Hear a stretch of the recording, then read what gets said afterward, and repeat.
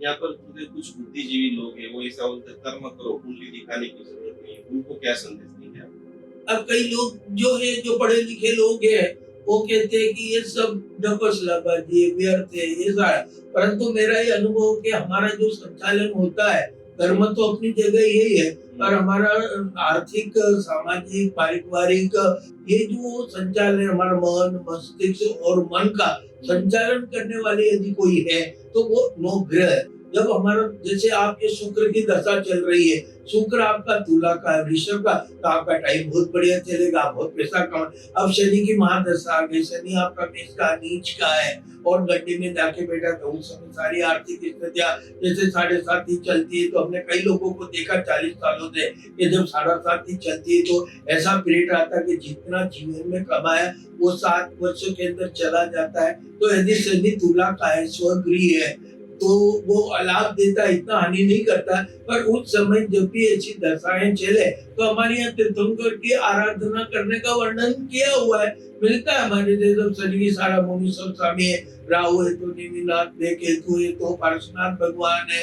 ऐसे हमारे यहाँ सभी गुरुओं की साधना की आराधना बता रखी, और वो करना चाहिए, उससे इफेक्ट आते ही है, ऐसी कोई बात नहीं। पर ये बात कोई कहता है कि कर्म करो, और कर्म करना ठीक है, कई लोग कर्म करते हैं पर सफलता नहीं मिलते, पर उनको यदि उनके ग्रह खराब चल रहे हैं और उस समय वो साधना कर ले, तो वो ग्रह जो है शांत हो जाते हैं। उनका इतना जरूर मैंने अनुभव किया कि आपको जो फायदा हो न हो, पर वो नुकसान से, उनके आराधना से बच सकते हैं। इसलिए मन, मस्तिष्क और शरीर हमारे आर्थिक, सामाजिक, पारिवारिक, शारीरिक, ये जो संचालन करते हैं, ये गुरु के हिसाब से होते हैं। जब अच्छी गुरु की महादशा चलती, गुरु मीन का हो तो बहुत ही, कर्क का हो तो बहुत अच्छा फायदा भी देता है। ऐसी कोई बात नहीं है, कोई का व्यक्ति का एक जैसा समय नहीं रहता है, घरों के द्वारा संचालित है। मैंने ऐसे लोग देखे कि उनके घर अच्छे चले तो बहुत टॉप चले, जब खराब दशा आई तो वो एकदम नीचे आके खड़े हो गए।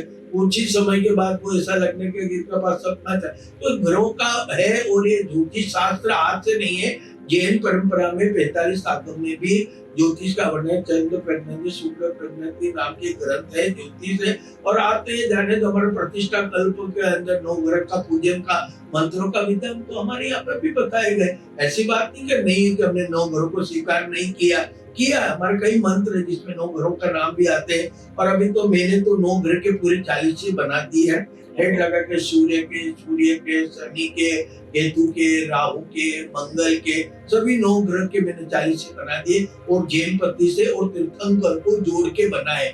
ये तीर्थंकरों का पहला, जैसे पूरा, जैसे अभी शनि मैंने मुनीश स्वामी 40 बनाया, तो उसके अंदर हमने विशेष कर मुनीश स्वामी भगवान का वर्णन किया। बाद में जाके जो है ओम ह्रीं श्री शनि मुनीश स्वामी नमः, मम शनिग्रहं शांति रक्षाम तीर्थंकर को जोड़ करके हमने, क्योंकि ये सब उनके ही सेवक है, इसलिए उनका भगवान का नाम लेंगे तो वो हमारा बुरा करेंगे नहीं, अच्छा ही करेंगे, क्योंकि उनको मालूम है कि मेरे भगवान की साधना करता है और इसको मैं तकलीफ नहीं दूंगा। तो ये मंत्र, तंत्र, यंत्र आज से नहीं है, हमारे पूर्वाचार्यों ने ऐसे के ग्रंथ लिखे, मंत्र तंत्र पर है।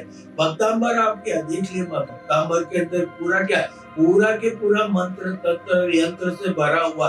अब मेरे अनुभव है, आज मैं 45 सालों से भक्तांबर का पाठ करता हूँ। जब तक मैं भक्तांबर का पाठ नहीं करता हूँ, मेरे को बेचैन, और मैं भक्तांबर का पाठ करता हूँ और मैं बोलती हूँ मुझे ये काम करना है, तो भक्तांबर के पाठ का इतना मैंने प्रभाव देखा आदिनाथ भगवान की स्तुति का, कि मैं भक्तांबर का पाठ नहीं करूं तो मेरा उस दिन बहुत खराब। आज मैंने 45 साल से अखंड भक्तांबर का पाठ कर रहा हूँ। एक मेरा ऋषि मंडल कह रहे आज 45 साल हो गए, रेखा की साधना भी मेरे को 40 साल के ऊपर हो गए। तो ये साधना निरंतर करना चाहिए, पाठ निरंतर करना चाहिए। 2 दिन के आप जाते हो तो रिजल्ट नहीं मिलते, आप रोज करिए। और ये सात्विक साधना और जैन परंपरा की जितनी भी साधना, ये लोग का भी कल्याण करती है और पर लोग का भी कल्याण करती है।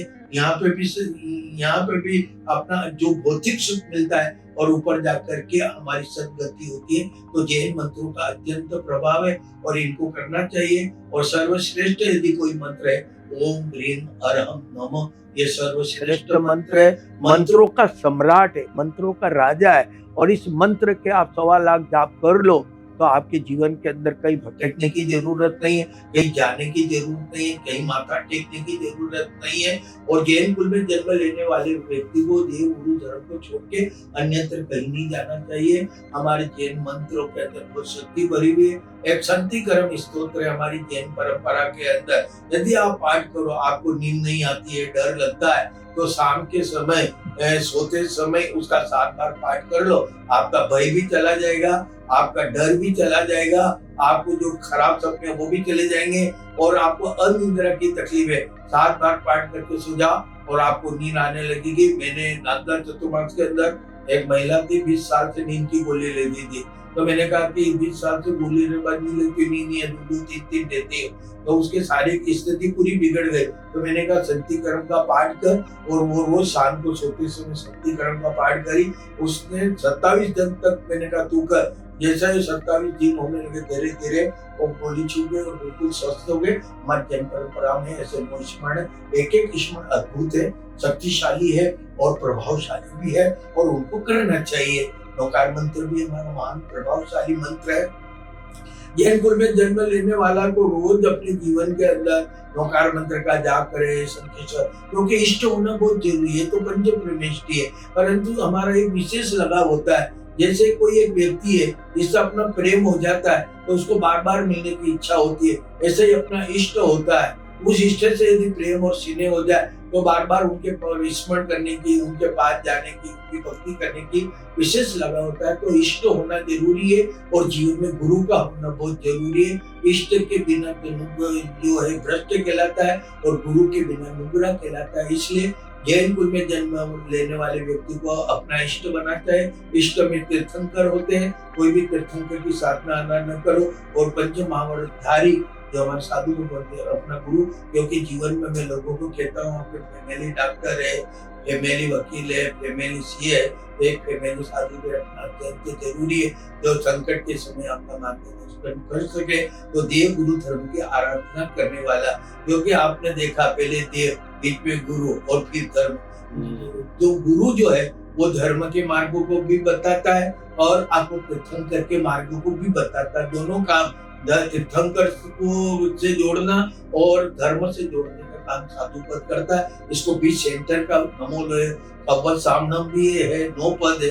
उन 9 पदों का यदि महत्वपूर्ण यदि कोई पद है तो नमो लय सब सावणम है, क्योंकि आचार्य उपाध्याय ये तो डिग्री है, पर तीर्थंकर बनने के पहले उनको साधु बनना चाहिए।